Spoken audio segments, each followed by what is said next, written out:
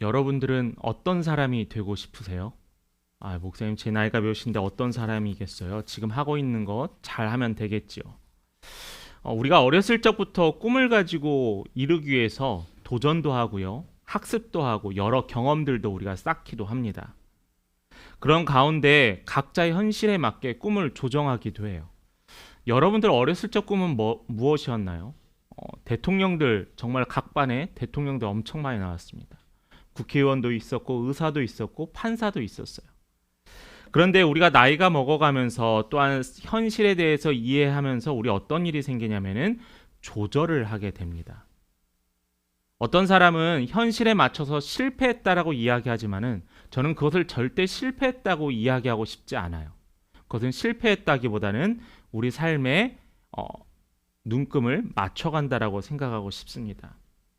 그런데도 제가 들으면 화가 나는 이야기가 말이 있어요. 어떤 말이냐면은 나는 원래라는 말이에요. 나는 원래 안 됐어. 나는 원래 힘들었어. 나는 원래 가진 게 없어. 또 어떤 일은 더 나아가서 이런 이야기도 합니다. 태어난 걸 이렇게 태어났는데 내가 뭐 어떡하라고 라는 이야기를 합니다. 물론 막막한 현실에 안타까운 현실에 대해서 답답한 마음에 이런 말이 나올 수 있습니다. 그런데 여러분, 저는 여러분들이 이러한 말로 스스로 정당화하지 않았으면 좋겠습니다. 어떤 사람이든 변화를 원하다면 그 변화를 우리가 할 수 있다라는 거예요. 내가 변화를 하고 싶고 내가 도전하고 싶으면은 그 어느 누구도 그 도전에 대해서 막거나 방해하지 않는다는 사실입니다. 변화가 간절하고 삶에 어떤 것이 또한 나아가기 원하는 사람은 조금이라도 행동하시길 바래요. 그래서 여러분들 결코 포기하거나 낙담하지 않으셨으면 좋겠습니다. 그런데 그 이유는 바로 뭐냐면은 실패에는 시간이 또한 동반되기 때문이에요. 지금 당장의 실패가 여러분의 인생 전체의 실패가 아니라 우리에게는 시간이 주어졌어요. 그 시간 때문에 우리는 회복하거나 다시 도전할 수 있게 되었습니다. 그런데 저는 이러한 믿음을 갖고 살아야 되는데 우리 그리스도인들도 나는 원래 이래 태어난 걸 이렇게 태어났는 걸이란 이야기들을 합니다. 제가 이번 주에 지난주에 이제 일주일간 교육을 갔는데 교육 가는 가운데서 좀 믿음에 대해서 좀 생각을 해봤습니다. 믿음에 대해서 내가 과연 믿음이 있는 사람인가라는 질문을 스스로에게 했어요. 그랬더니요, 답이요, 나는 믿음이 부족했습니다. 목회자가 믿음이 부족했어요. 하나님께서 이 산을 저 산으로 옮긴다는 믿음에 대해서는 가능하겠어라고 하고요. 돌밭에 씨앗이 뿌려졌는데 예수님께서 함께 하신 그 돌밭도 기름진 밭이 될 수 있다라는 그 믿음이 부족했어요. 왜요? 현실이라는 눈 때문에요. 우리는 모든 것이 가능합니다. 왜요? 믿음이 있기 때문에. 믿음의 강구를 사용하시고 이 믿음의 기도를 들으시는 하나님께서 우리의 믿음을 사용하신다라는 거예요. 그래서 우리에게 무엇을 하라라고 먼저 말씀하시기 전에 너희들이 믿어라라고 이야기하셨던 하나님을 기억해야 합니다. 하나님께서 우리와 함께 계시기 때문에 모든 것이 다 가능합니다. 여러분 삶의 고백으로 나타나야 돼요. 하나님은 이러시려고 우리를 창조하셨기 때문에 우리를 실패하거나 낙담하기 위해서 우리를 창조하신 것이 아니라 우리를 창조하신 목적은 분명히 존재한다는 겁니다. 우리 말씀 하나 같이 읽어봅니다. 이 창조의 목적을 이사야서 43장 21절에 이렇게 이야기하고 있습니다. 같이 읽겠습니다. 시작. 이 백성은 내가 나를 위하여 지었나니 나를 찬송하게 함이러라. 자, 여기서 두 가지 중요한 사실이 있어요. 나를 위하여 지었다라는 거예요. 또 하나는 뭐냐면은 찬양받기 위해 지었다라는 겁니다. 하나님의 소원은 다른 그 어떤 것이 아니에요. 바로 하나님과 우리가 동행하면서 하나님을 찬양하는 사람들이 이 땅에 있기를 바라신다는 거예요. 근데 여기서 찬양은 우리가 음율 있는 곡조 있는 기도, 우리가 예배 때 함께 부른 찬송가가 아니라 하나님께 영광을 돌린다는 더 큰 의미라는 겁니다. 그렇다면 우리가 어떻게 해서 이 창조의 목적을 이룰 것인가? 오늘 말씀에 대해서 그 세 가지를 한번 살펴보려고 합니다. 첫 번째는 뭐냐면은 예수님이 말씀하신 예배를 드려야 돼요. 예수님이 말씀하신 예배. 우리가 예배를 드릴 때 어떻게 드려야 되는지 정확한 올바른 지식이 있어야 돼요. 그렇지 않으면은 우리가 하나님을 예배한다 하지만은 사실은 우상을 예배할 때가 있다라는 겁니다. 이게 아주 무서운 사실이에요. 출애굽기 32장에서 이스라엘 백성들이 자신들은 하나님을 찬양하고 하나님께 예배드린다 하면서 자신들이 만든 송아지를 만들었습니다. 화목제와 번제, 하나님께서 말씀하신 화목제와 번제를 통해서 우리는 하나님께 예배드린다고 했지만 사실은 그 하나님께 예배드리는 게 아니라 자신들 스스로 만든 우상께 예배드린다는 거예요. 무서운 사실이에요. 우리가 이 시간에 이 자리에 앉아서 하나님께 예배드리러 모였지만은 우리의 마음이 하나님을 제대로 알지 못한다면은, 하나님 예배의 대상을 정확하게 알지 못한다면은 우리의 예배는 우상 숭배가 될 수 있다는 무서운 사실이에요.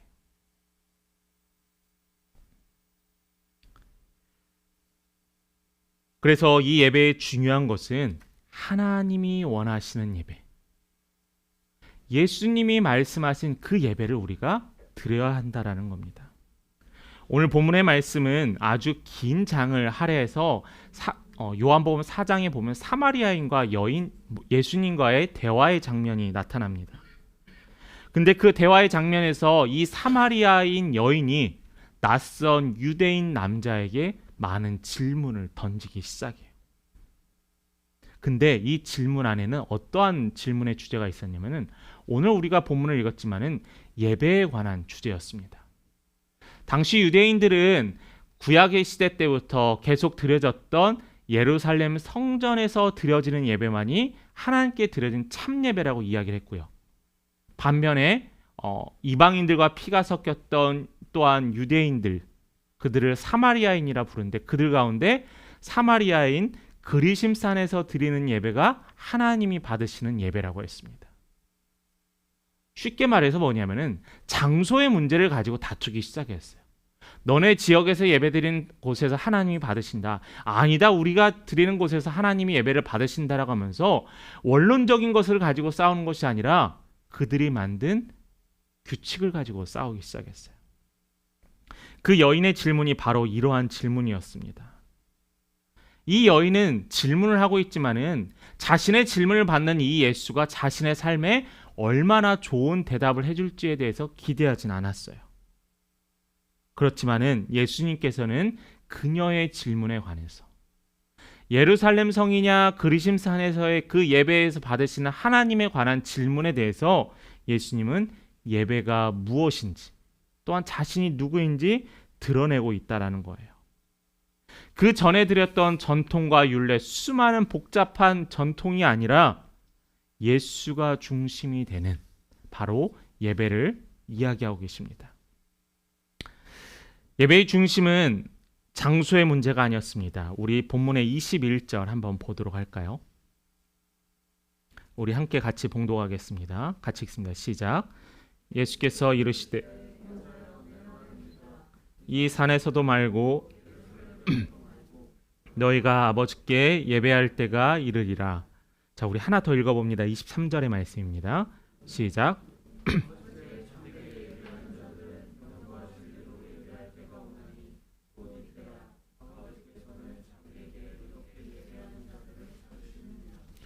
우리 앞에 21절을 한번 화면을 좀 봐주시겠어요? 21절에 보면은 마지막 말씀의 후반절에 예배할 때라는 단어가 등장합니다. 이 사마리아 여인은 예배할 장소에 대해서 논의를 하지만은 예수님께서는 여기서 예배할 때가 온다라는 거예요. 지금까지 그들이 드렸던 예배는 하나님께서 예수님께서 그들의 예배를 인정치 않았던 거예요. 그렇지만 예수님께서 바로 내가 옴으로 말미암아 하나님이 받으시는 예배의 때가 온다라는 거예요. 예수님이 자신이 이 땅에 오심으로 이제는 뭐라고 23절에 이야기하냐면은 영과 진리로, 24절에 영과 진리로 예배드린다라고 했어요. 바로 무엇이냐면은 예배할 때가 언제냐면은 영과 진리로 예배할 때라는 거예요. 형식과 절차와 의복과 예례가 중요한 게 아니라 성령과 하나님께서 말씀하신 예수 그리스도라는 진리를 통해서 예배를 받으신다라는 겁니다. 그래서 이 영과 진리의 예배는 예수님께서 이 땅에 오심으로 말미암아 시작되었어요. 두 번째로 그러면은 예배는 드리는 것입니다. 예배는 드리는 것. 여러분 질문을 하나 할게요. 먼저 벌써 이야기를 했지만 예배를 보는 게 맞을까요? 드리는 게 맞을까요? 속으로 답을 한번 찾아가 보셨습니까? 우리가 예전에 예배 보러 갑시다, 예배 보러 갑시다 라고 이야기를 했어요. 근데 예배 보러 가다라는 말 나쁜 말이 아닙니다. 근데 지금 우리가 그 예배 보다라는 말을 잘못 사용하기 때문에 우리가 잘못된 표현이라고 이야기하는 거예요. 보다라는 말은 구경하다라는 뜻으로 해석되어져서 사람들이 예배를 보다라는 말을 지금 사용하지 않아요. 잘. 근데 여기에서는 구경하다라는 뜻보다는 경험하다나 참여하다라는 의미가 더 강합니다. 그러니까 예배를 보러 간다는 것은 예배에 참여하고 예배를 경험하러 간다라는 거예요. 그런데 오늘날 현실에서는 예배를 구경하러 갑니다. 수많은 방송 마이크, 수많은 화려한 조명, 또한 성가대와 찬양팀, 또한 목회자, 이렇게 보러 가요. 여러분, 구경하러 가는 게 아니에요. 하나님께서는 예배의 방관자가 되길 원하시는 게 아니라 예배의 참여자가 되기를 바라셨다는 거예요. 그래서 보다라는 말보다는 드리다라는 말이 더 맞을 것 같습니다. 물론 예배 시간에 말씀을 전하는 목회자가 보입니다. 아, 목사님 넥타이가 좀 삐뚤어졌네? 보이기도 해요. 오늘 목사님 머리 스타일 바뀌기도 했네? 보이는 것이 있습니다. 또 어떤 사람은 찬양 인도자에 집중하고요. 우리 교회는 감사하게 조시는 분이 없어서 감사한데 조는 분도 계십니다. 또 저도 예전에 경험했던 것이 예배에 집중을 못하고 그 예배 이후의 시간에 회의할 것에 대해서 집중하던 때도 있었어요. 또 어떤 사람들이 있죠? 어느 교회가 교회 예배 정경사진을 찍으려고 사진을 찍었는데 사진을 쓸 게 없었습니다. 왜 쓸 게 없었는지 아세요? 핸드폰을 다 하고 있었어요. 예배를 이런 것은 바로 보러 가는 행위입니다. 우리 어린아이를 키우시는 부모님들도 힘들 거예요. 아이를 보면서 예배를 드리는 것 너무나 어렵습니다. 그럼에도 우리는 드리기 위해 힘써야 한다는 겁니다. 진정한 예배란 우리가 하나님께 나의 인격과 나의 모든 생각과 나의 모든 마음을 온전히 드려지는 것이 진정한 예배입니다. 그래서 우리는 우리의 몸과 마음가짐을 바르게 하고요. 또한 하나님께 드릴 예물을 가져오고요. 또한 우리가 하나님께 드릴 우리의 시간을 가지고 오기 때문이에요. 그래서 우리는 보이는 것보다 드리는 것에 여러분 집중하셨으면 좋겠어요. 예배를 드린다. 여러분들의 시간을 드린다. 여러분들의 마음을 드리시길 바랍니다. 이렇게 드린다면은 하나님께서 우리에게 무엇을 허락하시냐면은 감동을 허락하세요. 그러니까 이 예배 안에서는 우리가 그냥 단순히 하나님의 말씀을 듣는 데만 집중하는 것이 아니고 하나님을 찬양하는 데만 집중하는 것이 아니라 하나님과 우리 인간 사이에 우리 예배 공동체와의 영적인 소통이 있는 자리라는 거예요. 말씀은 어떤 좋은 예와 좋은 이야기를 하는 것이 아니고 하나님께서 우리 공동체를 향하여 어떤 말씀을 하시는지에 대해서 귀 기울이는 거고요. 또한 우리가 찬양을 하는 것은 우리의 좋은 곡조와 좋은 목소리를 들리는 게 아니라 회중들의 집중을 이끄는 것이 아니라 하나님을 높이는 것이 찬양이에요. 그래서 우리는 정리를 하면은 하나님을 만나야 하고요. 예배를 통해서 또 하나님을 예배를 통해서 감동을 드려야만 합니다. 그래서 여러분 수동적인 예배 참여자가 아니라 능동적인 예배 당사자가 되시길 간절히 부탁합니다. 그리고 하나 더 어떻게 예배를 드릴까요? 성경에서는 두 가지 예배의 형태를 이야기하고 있습니다. 하나는 넓은 의미의 형태가 있고요. 하나는 좁은 의미의 예배의 형태가 있습니다. 우선 먼저 넓은 의미의 형태를 한번 볼까요? 로마서 12장 2절의 말씀입니다. 같이 읽습니다. 너희는 이 세대를 본받지 말고 오직 마음을 새롭게 함으로 변화를 받아 하나님의 선하시고 기뻐하시고 온전하신 뜻이 무엇인지 분별하도록 하라. 자, 이 로마서의 저자인 바울이 우리에게 어떠한 생활을 살 것인지에 대해서 이야기하는 것이 바로 로마서 12장 2절 말씀이에요. 삶 전체를 하나님 앞에 드리라고 하고 있습니다. 우리가 지금까지 예배를 드린다 해서 이야기를 했잖아요. 그러면은 어떻게 예배를 드리냐? 넓은 의미와 좁은 의미가 있는데 그 중에서 넓은 의미는 뭐냐면은 우리의 삶의 전체를 드린다라는 것입니다. 우리의 삶이 왜냐면은 하나님에 의해서 다 통치되어지고 지배되어져야 하기 때문이에요. 우리가 한동안 삶에서의 예배를 엄청 강조했었습니다. 여러분들도 많이 들으셨죠? 삶에서의 예배.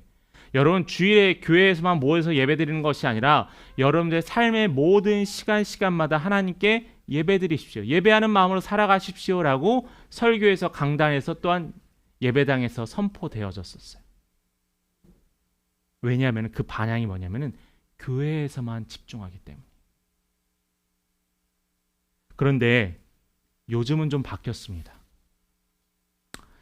좁은 의미의 예배가 좀 필요할 때가 되었어요. 우리가 약 3년 전부터 코로나를 경험하면서 넓은 의미의 예배를 강조하고 또한 우리가 함께 모여서 예배드릴 수 없는 상황에 이르러서 우리는 이 좁은 의미의 예배가 점점 힘을 잃어가고 있어요. 예배는 하나님께서 정하신 것이고 함께 모여 교회를 이루는 것도 하나님께서 말씀하신 것이에요. 그런데 우리는 삶에서의 예배만 드리면 됩니다. 내가 어디 가든지 예배자의 삶을 살면 됩니다. 라고 이야기하지만은 이 좁은 의미의 예배를 드리지 않으므로 점점 원동력이 떨어져 가게 되었어요.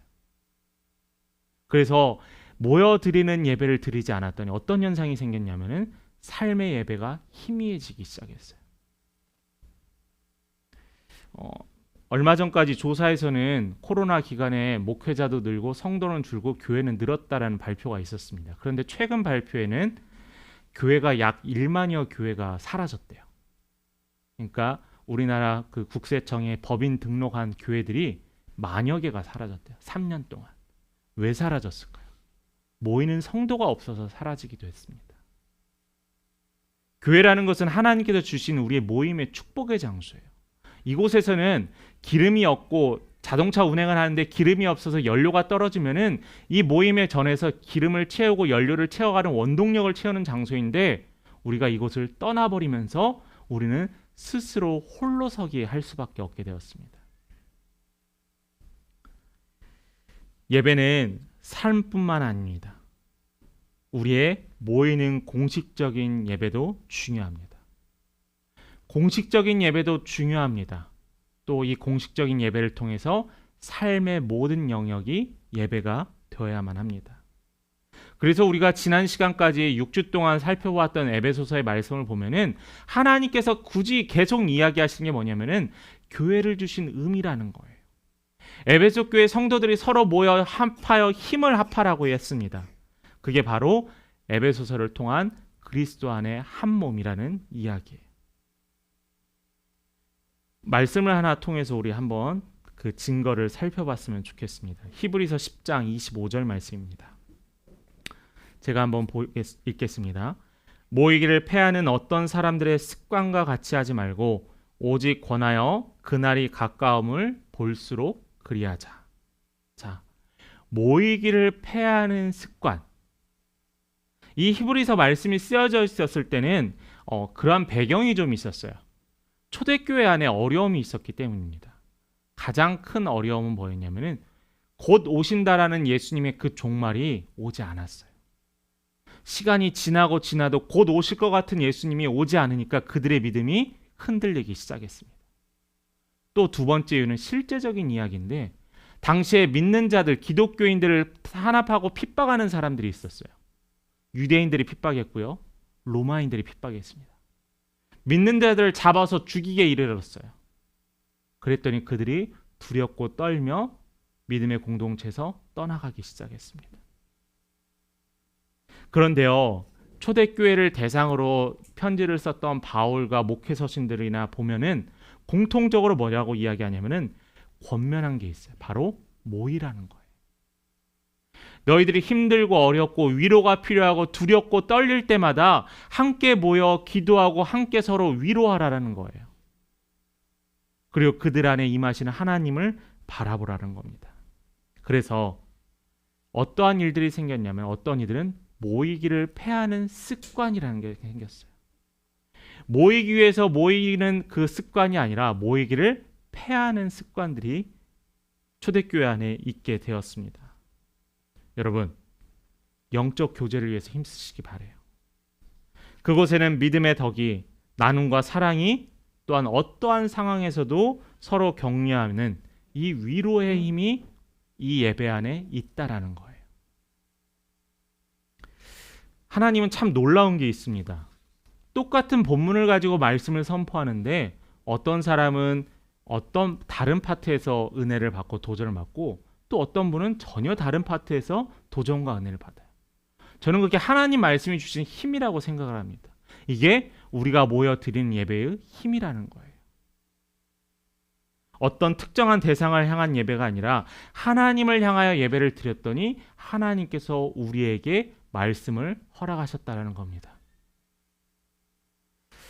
여러분, 정성을 다해 예배 드리시길 바라요. 정성을 다해 예배 드리는 우리 믿음의 성도님 되시길 바랍니다. 김남준 목사님이 쓰신 책에 그 예배의 감격에 빠져라라는 책이 있어요. 책에 보면은 교인들이 예배 드리는 모습을 여러 형태로 말한 게 있습니다. 어떤 이들은 강단에서 멀어서 예배를 드리고요. 또 어떤 이들은 졸기도 하고 아까 이야기했듯이 다양한 형태의 예배가 있어요. 그런데 여러분, 하나님께서 어떤 예배를 받으면 정성을 다하는 예배, 정성. 내가 원하는 예배라는 게 아니에요. 하나님께서 마태복음 15장 8절의 말씀을 한번 볼까요? 이 백성이 입술로는 나를 공경하되 마음은 내게서 멀더라고 했어요. 이렇게 모여서 예배를 드리고 이렇게 모여서 하나님을 찬양하지만은 마음이 하나님께 떨어져 있다라는 거예요. 하나님께서는 종교적인 의무로 드리시는 형식적인 예배를 받지 않으십니다. 예수님을 통해서 그 이야기를 하셨던 거예요. 사마리아 여인이 장소에 관해서 집중을 하고 어떤 절차에 관해 집중을 했을 때 예수님이 그거는 예배가 아니다라는 거예요. 너희들의 마음이 합하여지고 입술만이 아니라 바로 삶으로 예배드리는 예배자를 찾으신다는 겁니다. 여러분들 중요한 사람을 만나러 갑니다. 여러분 어떻게 준비하시겠어요? 좋은 옷, 깔끔한 옷, 머리도 다듬기도 합니다. 여러분 만약 대통령을 만나게 되면 어떤 것을 준비하시겠어요? 그 만남을 위해서 최선을 다해서 준비할 겁니다. 여러분 하나님을 만나는 이 예배의 장소에서도요, 우리가 최선을 다해서 준비해야 되는 거예요. 그래서 여러분, 저는 여러분에게 먼저 이야기하고 싶은 것은 세상 일보다 예배를 우선하시기 바랍니다. 예배를 우선하시지 않는 모습, 그것은 예배의 간절함이 사라졌기 때문에, 예배에 대한 기대감이 사라졌기 때문에, 굳이 내가 이 오늘 예배를 빠져도, 굳이 오늘 내가 예배를 드리지 않아도 나의 삶에 변화가 없대요. 왜 변화가 없을까요? 그 전에 예배에 내 삶에 귀한 경험들이 없었기 때문입니다. 매주 같은 예배라고 생각하십니까? 아니요. 우리 하나님은 매주 같은 하나님이 아니세요. 초대교회 성도들이 회복하자라고 이야기합니다. 초대교회 성도들이라 해서 모두 다 성령으로 가득 찬 사람들이 아니었어요. 많은 사람들도 성령으로 가득 차지 않아서 그들이 예수를 떠났던 자들도 많았다라는 겁니다.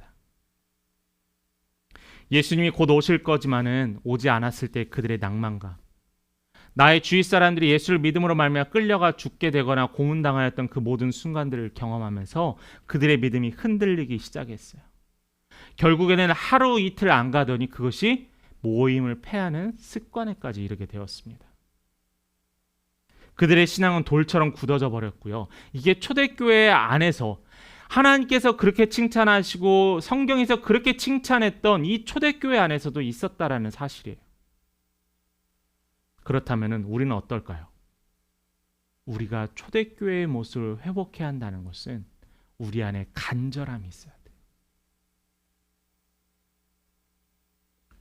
과거에 한국에서도 그러한 일들이 있었습니다. 선교 초기에 많은 핍박이 있었습니다. 그들의 감사는 다른 것이 없었어요.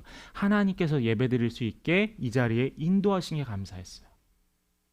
아직도 선교지에는 종교적인 문제로 탄압하여서 예배 전에 들어갈 수 없는 사람들이 있습니다. 그들은 무엇에 감사할까요? 예배드림에 감사한다는 거예요.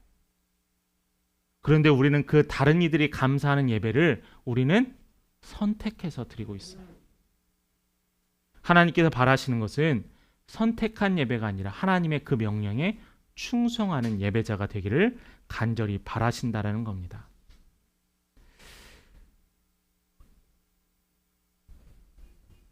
개인적인 삶에 어려운 일이 발생하고 마음이 지쳤을 때 예배의 자리를 찾습니다. 여러분, 예배는 선택이 아니라 하나님의 부름에 우리는 그냥 네 하고 따라가는 거예요. 우리가 조금이라도 방심하면 잘못된 습관으로 나아갈 수 있다는 거 여러분 늘 생각하셨으면 좋겠습니다. 또 하나 이야기를 합니다. 정성스레 드려지기 위해서 우리는 거룩한 모임을 우리가 사모해야 돼요. 교회라는 공동체는 예수 그리스도의 부름을 받은 사람들의 모임입니다. 내가 친구의 이끌림 아니면 가족의 이끌림으로 나왔다 하지만은 저는 그것도 하나님이 일하심이라고 저는 확신하고 믿어요.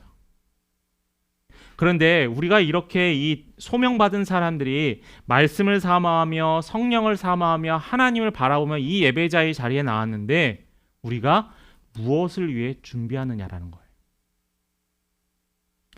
여러분 예배를 위해서 무엇을 준비하십니까? 수영장에 들어갈 때 사람들이 익사사고가 제일 많이 나는 게 뭐냐면 준비운동 안 해서요. 신앙에도 예배에도 준비운동이 필요합니다. 근데 그 준비운동은 몸을 쓰라는 게 아니에요. 하나님께 기도로 준비하라는 겁니다. 과거에 제가 학생부를 담당했을 때 예배 10분 전 운동이 일어났었습니다. 많은 교회와 성도들이 그 당시 너무 많이 참석을 했었어요. 왜 그랬을까요? 예배에 미리 와서 예배 자리를 채워서라고요? 아니에요. 예배를 준비하는 만큼 예배에 은혜가 있었기 때문이에요. 그건 모든 사람들의 공통적인 고백이었습니다. 우리 교회 화면에도 예배 10분 전에 나서 기도로 준비하시기 바랍니다 라는 광고를 계속 띄워놓고 있어요. 예배를 위해서 기도해야 돼요. 마음밭이 준비되게 하옵소서라고 기도해야 돼요. 하나님 이곳에 하나님의 은혜가 하나님의 임재가 있기 위해서 기도해야 합니다. 또 목회자를 위해서요. 예배 담당자들을 위해서 우리가 기도해야 해요. 그게 바로 정성스러운 예배라는 겁니다. 외모도 가꾸고 또한 다양한 몸으로 준비하고 하지만은 저는 여러분들이 예배의 중보자가 되었으면 좋겠어요. 예배자의 중보자가 되었을 때 여러분들이 경험하시고 여러분들이 체험하시는 하나님의 놀라운 은혜가 배에 배를 더할 거라고 저는 확신합니다. 말씀을 마무리합니다. 하나님이 사람을 찾으신다면 어떤 사람을 찾으실까요? 무엇 때문에 찾으실까요? 창세기부터 이야기하고 있지만은 하나님은 예배 때문에 사람을 찾으십니다. 예배의 중심은 하나님이시고요. 하나님께 나를 온전히 드려지는 것이 예배예요. 목회자의 말씀, 성가대의 찬양, 찬양팀의 찬양 인도가 중심이 아니라 오로지 하나님만, 창조주 하나님만이 예배의 중심이라는 겁니다. 나의 필요와 선택으로 드려진 예배가 아니라 하나님께 진심으로 감사하여서 하나님께 영광 돌리기 위해서 우리는 예배를 드려야만 해요. 잠언의 말씀에 보면은 하나님을 경외하는 자는 무엇이라고 이야기하고 있죠? 하나님을 찬양하고 예배하는 자라고 했습니다. 사람의 행위 중에서 가장 좋은 행위는 뭐냐면은 하나님께 예배드리는 행위라고 이야기하고 있어요. 오늘 예배에 오신 여러분이 하나님 앞에 예배자가 되심을 축하합니다. 우리의 삶의 평생이 주의를 지키는 것은 당연하고 매일매일의 삶이 하나님이 기뻐하시는 예배자가 되는 우리 믿음의 성도 되기를 간절히 축원합니다.